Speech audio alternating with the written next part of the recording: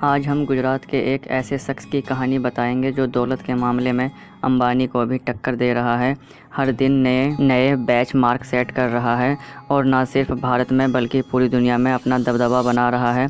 हम बात कर रहे हैं भारत के मशहूर बिजनेसमैन गौतम अडानी की, जिन्हें एक वक्त था कि आर्थिक तंगी के कारण पढ़ाई छोड़नी पड़ी थी, लेकिन आज ये एयरपोर्ट से लेकर बंदरगाह और कोयले से लेकर घर में इस्तेमाल होने वाले तेल तक से पैसा कमा रहे हैं। लेकिन बहुत ही कम लोग ऐसे हैं जो इनके बारे में जानते हैं। अगर आप गौतम अडानी की कामयाबी की राज जानना चाहते हो तो देखिए उनकी ज़िंदगी और व्यापार का सफ़रनामा। गौतम अडानी यूँ तो रिलायंस इंडस्ट्री के संस्थापक धीरूभाई अंबानी की ही तरह पहली पीढ़ी के बिजनेसमैन हैं, लेकिन आज उनकी नेटवर्थ बाकी उद्योगपतियों से कई ज़्यादा है, क्योंकि एक डायलॉग है जो गौतम अडानी ने सिद्ध किया है कि कोई भी धंधा छोटा या बड़ा नहीं होता है और धंधे से बड़ा कोई धर्म नहीं होता है। अब हम ऐसा इसलिए कह रहे हैं क्योंकि समय के साथ अडानी को जो भी धंधा मिला उन्होंने उसे पूरे मन से किया और सक्सेस होते चले गए, लेकिन उनके फ़र्ज से अर्थ तक पहुंचने का सफ़र काफ़ी कठिनाइयों से भरा हुआ है। इनका जन्म 1962 में अहमदाबाद के एक आर्थिक रूप से कमज़ोर परिवार में हुआ। पिता का छोटा सा काम था, लेकिन कुछ खास चल नहीं रहा था। ऐसे में वक्त के साथ आर्थिक हालात और बिगड़ते चले गए, जिनकी वजह से गौतम अडानी को अपनी पढ़ाई को बीच में ही छोड़ना पड़ा और काम के लिए हाथ पैर मारने पड़े। इसी बीच वह बड़े शहर बड़ी उम्मीद लेकर कम उम्र में ही मुंबई आ गए, जहां शुरुआत में तो काफ़ी संघर्ष पड़ा, लेकिन कुछ वक्त बाद उन्हें एक डायमंड सप्लायर के यहाँ नौकरी मिल गई। 3 सालों के बाद उन्हें समझ आया कि ज़िंदगी में करना क्या है, इसलिए वह नौकरी छोड़कर अपना काम शुरू किया। नेक्स्ट पार्ट देखने के लिए हमारे चैनल को सब्सक्राइब करें और नेक्स्ट पार्ट का लिंक इस वीडियो के डिस्क्रिप्शन में है, वहां जाकर देख सकते हैं। आज हम गुजरात के एक ऐसे शख्स की कहानी बताएंगे जो दौलत के मामले में अंबानी को भी टक्कर दे रहा है। हर दिन नए नए बेंचमार्क सेट कर रहा है और न सिर्फ भारत में बल्कि पूरी दुनिया में अपना दबदबा बना रहा है। हम बात कर रहे हैं भारत के मशहूर बिजनेसमैन गौतम अडानी की, जिन्हें इसलिए वह नौकरी छोड़कर अपना काम शुरू किया और जेवरी बाज़ार में डायमंड ब्रोकरी की शुरुआत की। गौतम अडानी को अपनी ज़िंदगी का राय पता था, यानी वो काम क्यों कर रहे हैं, इसलिए उन्होंने जी तोड़ मेहनत की और कम उम्र में ही धंधा दौड़ा दिया। लेकिन उनकी किस्मत चमकी 1981 से, जब उनके बड़े भाई ने उन्हें अहमदाबाद बुलाया। दरअसल भाई ने सामानों को लपेटने वाला प्लास्टिक की एक कंपनी खरीदी, मगर वो चल नहीं रही थी क्योंकि जो कच्चा माल चाहिए था वो ज़रूरत के हिसाब से नहीं मिल पा रहा था। बाहर देशों से कच्चा माल को इंपोर्ट करना पड़ रहा था। ऐसे में इसे एक अवसर के तौर पर देखते हुए अडानी ने कांडला पोर्ट पर प्लास्टिक ग्रेन्यूल्स का आयात शुरू किया और 1988 में शुरू की अडानी एक्सपोर्ट्स, जिसका नाम बदलकर बाद में अडानी एंटरप्राइजेज कर दिया गया। इसमें धातु, एग्रीकल्चर प्रोडक्ट और कपड़े की कमोडिटी ट्रेडिंग होती थी। काम चल पड़ा तो कुछ ही साल में ये कंपनी और अडानी इस बिज़नेस से बड़ा नाम बन गया और फिर 1994 में अडानी एंटरप्राइजेज को शेयर बाज़ार में लिस्ट कर दिया गया। फिर साल आया 1995 का। ये वो साल था जिसने आज उनके इस मुकाम तक पहुंचने की नींव रखी, क्योंकि इस वक्त गुजरात सरकार पोर्ट डेवलपमेंट के लिए प्राइवेट कंपनी की तलाश कर रही थी।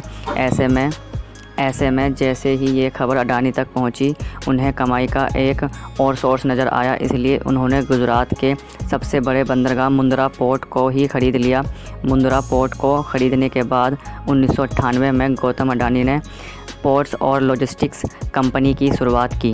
वैसे इस बंदरगाह की खासियत के बारे में बताएं तो करीब 8000 हेक्टेयर में फैला ये पोर्ट आज भारत का सबसे बड़ा निजी बंदरगाह है और इस पोर्ट से पूरे भारत का लगभग 25% माल की आवाजाही होती है। साथ ही यह जगह स्पेशल इकोनॉमी जोन के तहत बना है, तो प्रोमोटर कंपनी को कोई टैक्स भी नहीं देना पड़ता है। इस जोन में power plant, private rail line और एक प्राइवेट एयरपोर्ट भी है। वैसे यहाँ गौर करने वाली बात है कि आज अडानी समूह देश के प्रमुख इंफ्रास्ट्रक्चर ग्रुप में से एक है। उनकी अडानी पोर्ट देश की सबसे बड़ी पोर्ट मैनेजमेंट कंपनी है और गुजरात, महाराष्ट्र, गोवा, केरला, आंध्र प्रदेश, तमिलनाडु और उड़ीसा जैसे 7 समुद्री राज्यों में इनके 13 डोमेस्टिक पोर्ट है। नेक्स्ट पार्ट देखने के लिए हमारे चैनल को सब्सक्राइब करें और नेक्स्ट पार्ट का लिंक इस वीडियो के डिस्क्रिप्शन में है, वहां जाकर देख सकते हैं। आज हम गुजरात के एक ऐसे शख्स की कहानी बताएंगे जो दौलत के मामले में अंबानी को भी टक्कर दे रहा है। हर दिन नए नए बेंच मार्क सेट कर रहा है और न सिर्फ भारत में बल्कि पूरी दुनिया में अपना दबदबा बना रहा है। हम बात कर रहे हैं भारत के मशहूर बिजनेसमैन गौतम अडानी की, जिन्हें वक्त जैसे जैसे गुजरता गया अडानी खुद को ग्रो करते चले गए। वो लोगों के रसोइयों में पहुंच गए।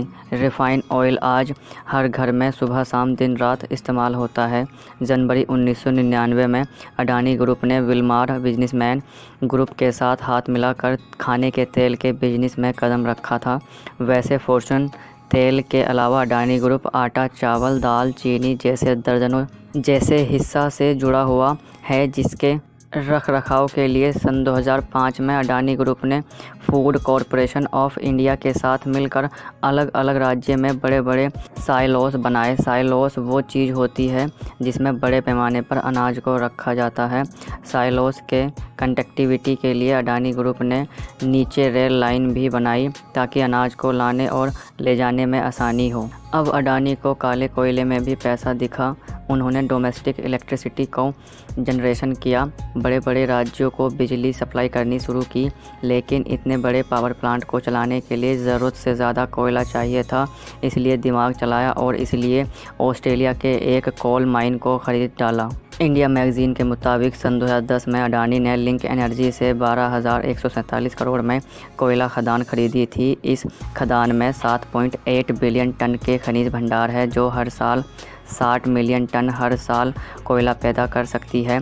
इस तरह इंफ्रास्ट्रक्चर की कमी से इंडोनेशिया में मौजूद तेल, गैस और कोयले के लिए अडानी ग्रुप ने साउथ सुमात्रा से कोयला ढुलाई के लिए 1.5 अरब डॉलर निवेश करने की घोषणा की। उस समय इंडोनेशिया इन्वेस्टमेंट अथॉरिटी ने बताया था कि अडानी ग्रुप 5 करोड़ टन की क्षमता वाले एक कोल हैंडलिंग पोर्ट का निर्माण करेगा और साउथ सुमात्रा आइलैंड की खदानों से कोयला निकालने के लिए 250 किलोमीटर लाइन बिछाएगा।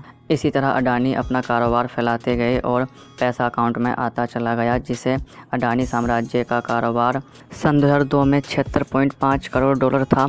वो सन 2014 तक आते आते 10 अरब डॉलर का हो गया। साथ ही वक्त की ज़रूरत को देखते हुए अडानी ग्रुप ने नेचुरल गैस के क्षेत्र में भी बिजनेस को बढ़ाया और सन 2017 में सोलर PV पैनल बनाना शुरू किए।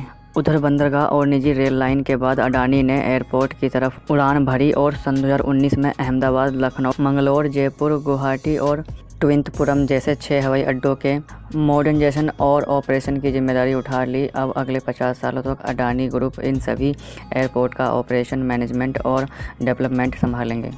वहीं मुंबई इंटरनेशनल एयरपोर्ट लिमिटेड में भी अडानी ग्रुप के पास 74% की हिस्सेदारी है और ये बताने की ज़रूरत नहीं है कि भारत में मुंबई एयरपोर्ट दिल्ली के बाद देश का सबसे बड़ा एयरपोर्ट है।